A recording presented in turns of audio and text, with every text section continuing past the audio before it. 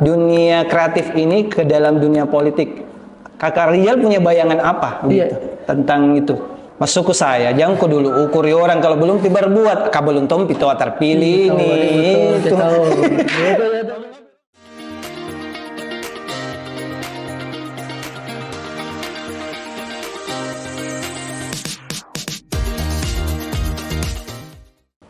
Balik lagi bertemu dengan saya Januar di podcast Kio1 Solusinya Digital. Hari ini kita kedatangan tamu yang sangat spesial.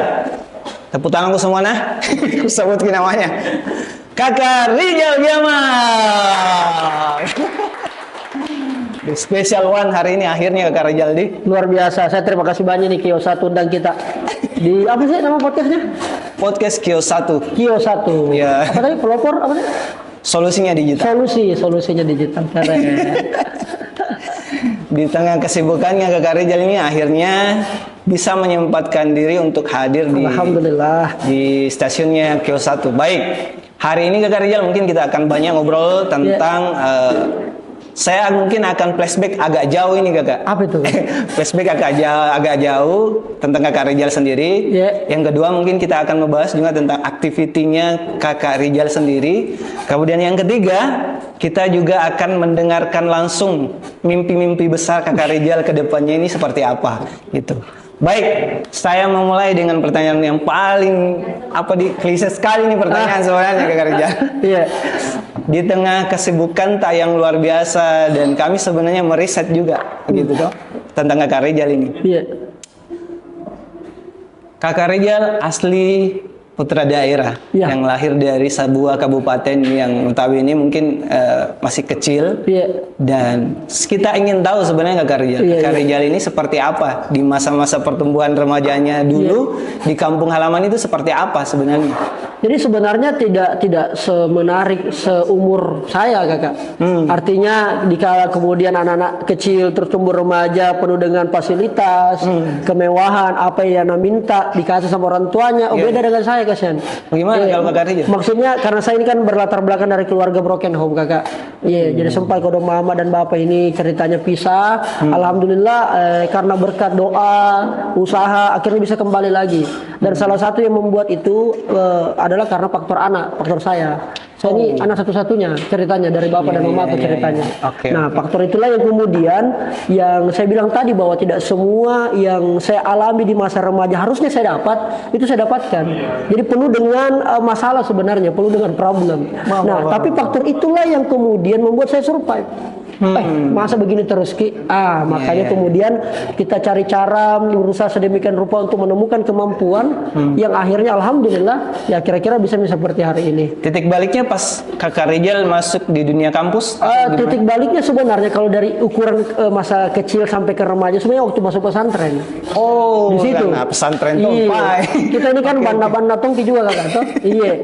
Masuk pesantren, ya namanya kita masuk pesantren kan ini kan ceritanya barang rusak. Dikasih masuk untuk diperbaiki. Alhamdulillah, memang alhamdulillah ada perubahan. 3 bulan itu saya betul-betul diservis, alhamdulillah diinstal ulang. diinstal ulang, akhirnya menemukan saya punya bakat di situ. Puncaknya ketika di kampus.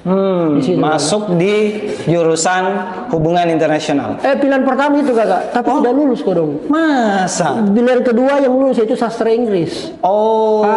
Di situ mau sekali masuk sospol, suka sekali ilmu-ilmu politik, terutama berhubungan dengan bahasa asing ya, tapi karena tidak ditakdirkan lulus di situ.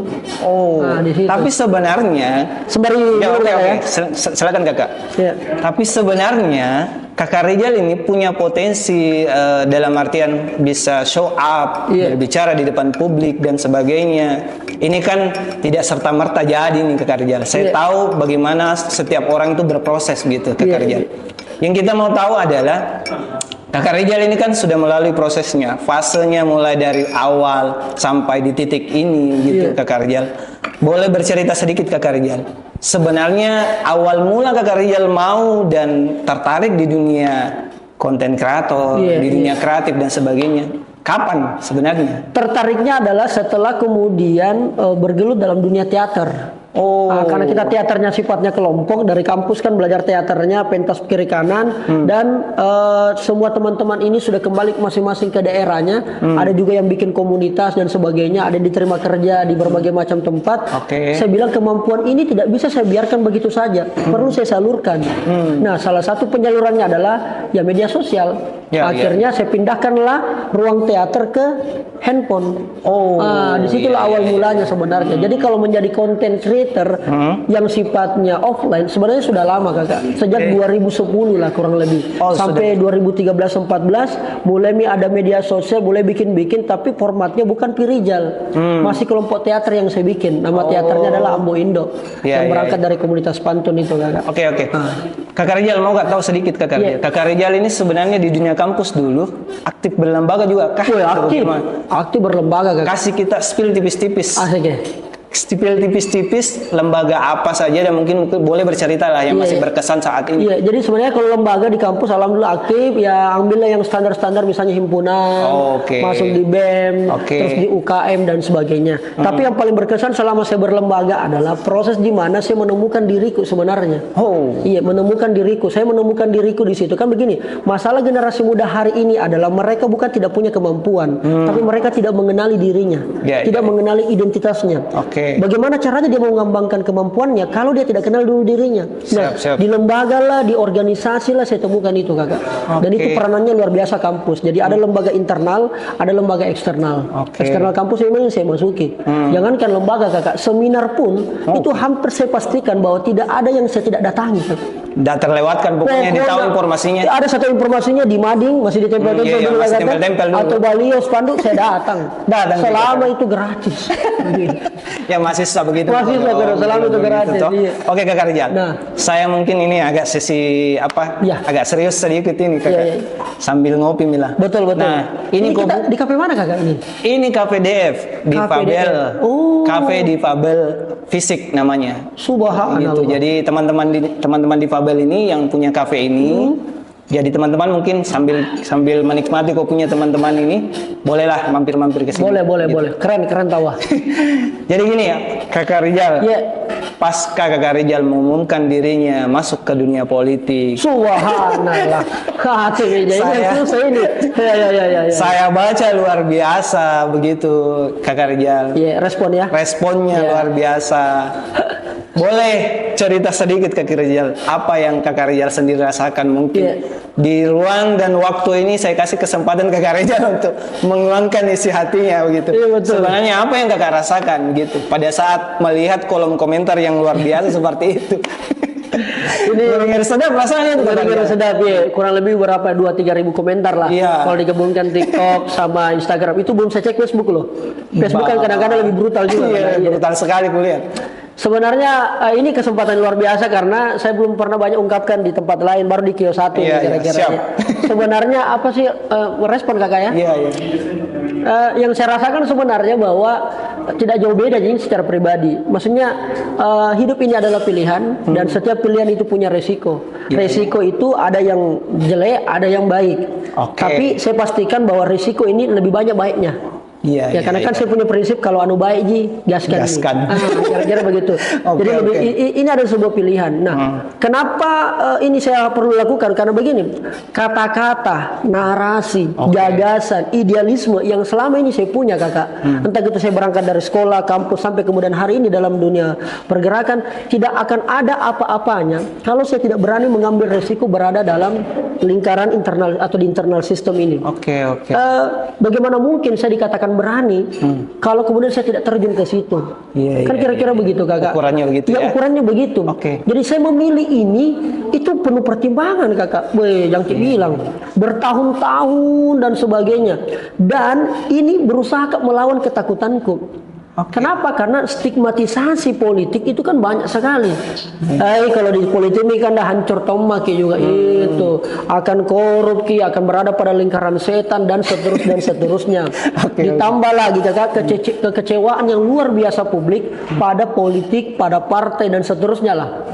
Jadi saya bilang sama teman-teman kebanyakan yang saya mau sampaikan juga di kesempatan baik ini bahwa bagaimana mungkin saya bisa dikatakan memperjuangkan sesuatu kalau saya tidak berani melawan rasa takutku.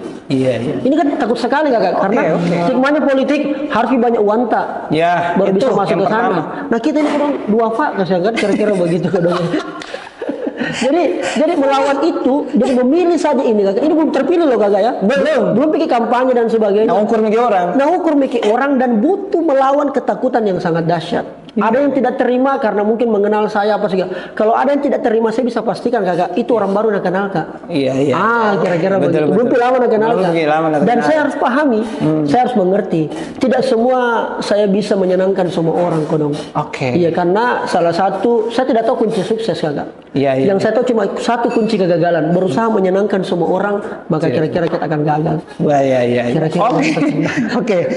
Tapi begini kakak, sebelum kakak masuk di dunia politik, pasti ada orang atau tokoh atau siapalah yang berperang di belakangnya kakak Rijal ini, yang selalu akan menjadi orang pertama yang istilahnya dipatabe. Iya, betul. Mau ketahui siapa kira-kira tokoh di belakang Pak? Dalam artian siapapun itu, entah itu keluarga, teman atau sahabat. Siapa yang paling sering untuk kita temani berdiskusi ketika kita ingin melangkah? Jadi kalau keputusan kakak tentu peran pentingnya keluarga. Karena awalnya memang keluarga itu tidak mengizinkan. Begitu? Iya, awalnya. Kenapa? Karena dia gak doin nak. Wah. Nah ada uang nak.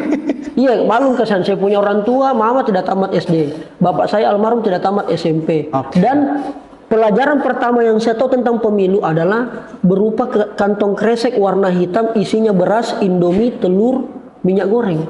Itulah pelajaran pertama saya berdemokrasi ketika usiaku sudah 17 tahun pertama kali mencoblos. Di situ saya bilang, ternyata demokrasi itu melalui kantong hitam yang isinya itu dan ada kartu namanya. Ada kartu namanya. Mamaku suruh kak coblosku ini nak. Jadi itu pertama pelajaranku tentang demokrasi kakak. Betapa rusaknya. Kan kira-kira begitu kakak. Betapa rusaknya. Itu 2007-2008 saya pemilih pertama, terus nanti di 2009 baru pemilihan presiden. Di situ mulai saya tidak dengar lagi saya punya orang tua. Mulai gak coba independen terhadap pilihanku. Jadi kalau terhadap putusan ya orang tua paling banyak teman sharing dan sebagainya, keluarga lah. Dan ada beberapa yang tidak setuju karena stigmanya politik yang macam-macam. Tapi kalau untuk soal mentor politik itu banyak kakak, termasuk misalnya Degical, termasuk misal yang selalu mementori kita dan beragam lagi tokoh-tokoh semua kakak. Banyak sekali sebenarnya yang kalau mau saya sebut, waduh, kayaknya banyak sekali. Kenapa? Karena saya syaratku mencari mentor itu ada satu kakak syaratku. Saya mencari mentor itu yang harus 2 sampai 3 level di atasku. Karena kalau kita mencari mentor yang 1 level di atas, pasti dia seke. Tidak mau nak bagi ilmunya. Jadi carilah mentor yang 2-3 level pasti nak bagi ki. Jadi mentor politik ada, mentor bisnis, mentor konten, kreativitas, ustadz juga, mentor spiritual. Itu penting juga itu barang. Oke. Jadi begini kakak. Pasti begini, pertimbangannya adalah karena stigmanya anak-anak muda di luar ini yang saya lihat, politik itu sebenarnya wilayah hitam ini kakak. Masuk di dalam sebenarnya ini. Tapi sebenarnya yang menjadi timpang juga ketika kita memberikan penilaian di awal ke kakak Rijal sebenarnya. Belum bikin apa-apa ini kakak Rijal menilai begitu ya. Begitu, jadi memang agak-agak ngeri-ngeri sedap kalau aku lihat gitu komentarnya sama kakak Rijal. Enggak apa-apa. Dan harusnya memang begitu. Karena begini, menurut saya kakak, ketika kemudian komentarnya semua positif, itu menandakan bahwa saya sudah mati. Tapi karena ada komentar negatif, ada yang cacian, hujatan, itu menandakan bahwa saya hidup. Akan kira-kira begitu. Sekarang gini kakak, kakak ini sebagai seorang konten kreator, banyak memberikan inspirasi dan sebagainya. Melihat persaingan partai politik yang luar biasa di dunia konten dan sebagainya, kakak Rijal sendiri kira-kira punya rencana besar tidak sebenarnya membawa dunia kreatif ini ke dalam dunia politik? Kakak Rijal punya bayangan apa tentang itu? Saya kan banyak di belakang layar kakak selama di politik. Saya mulai terjun ke politik itu 2013 dan itu berangkat dari kebencian.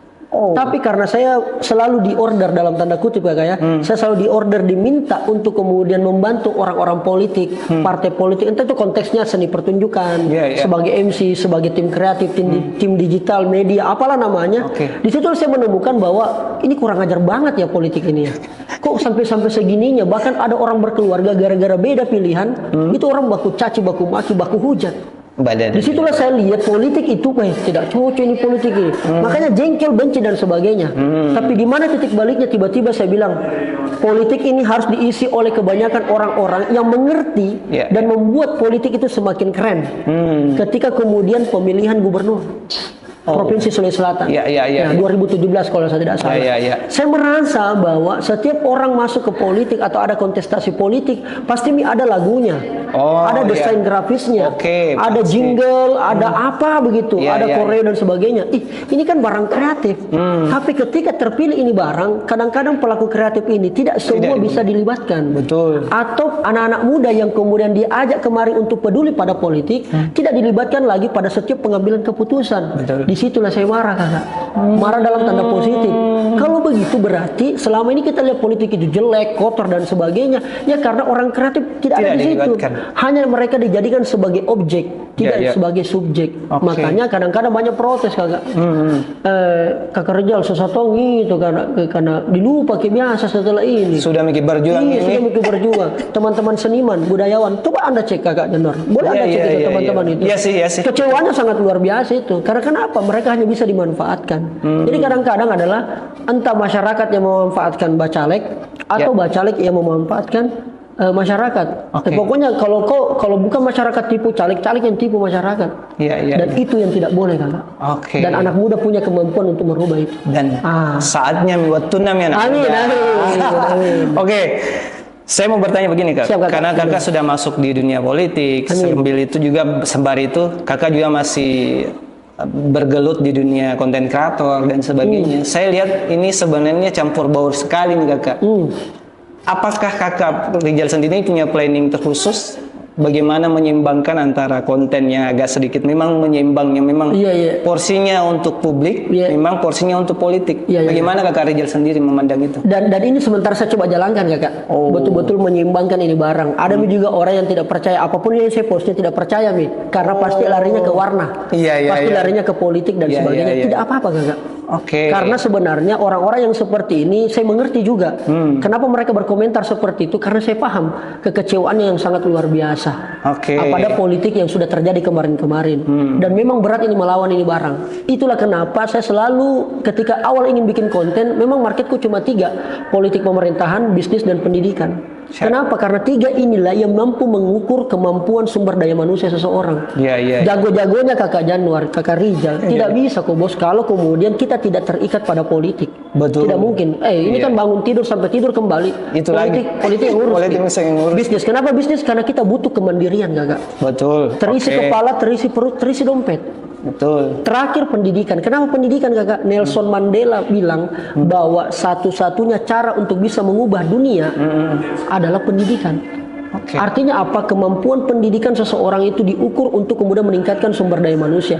Saya mencoba menggabungkan ini tapi kemasannya kreatif. Nah, sekarang saya agak lagi berat-berat ini, kakak. Bagaimana atur ini barang? Itu dia. Aduh, bagaimana caranya ini? Tapi tidak apa-apa. Kita mencoba saja. Ada yang kecewa, tidak ada masalah. Karena memang tujuan saya tidak bisa kasih senang semua orang. Dan yang paling penting, kakak, ada idealisme yang saya bawa. Ya mungkin di awal-awal orang tidak percaya. Tidak apa-apa, kakak, karena memang orang-orang begini memang butuh diyakinkan, butuh pembuktian. Nah, nanti tompi dilihat kira-kira. Masuk ke saya, jangan kau dulu ukuri orang kalau belum berbuat, kau belum tompi toa terpilih ini. Ngopi-ngopi. Aduh. Mainkan. Gimana, Gondrong? Aman. Gondrong luar biasa sekali. Oke, kakak Rizal, saya masih ada satu sesi sebenarnya. Di sesi terakhir ini, kakak Rizal, saya akan mengajukan pertanyaan. Dan harus memilih ini. Karena hidup adalah pilihan. Tidak bisa tidak memilih. Oke, di segmen terakhir saya akan memberikan 2 pilihan, paling tidak di satu pertanyaan, kakak Rizal akan memilih. Terserah kesimpulannya nanti apa. Oke, di kamera ini kakak Rizal. Oke. Pertanyaan pertama, podcast atau talk show? Podcast.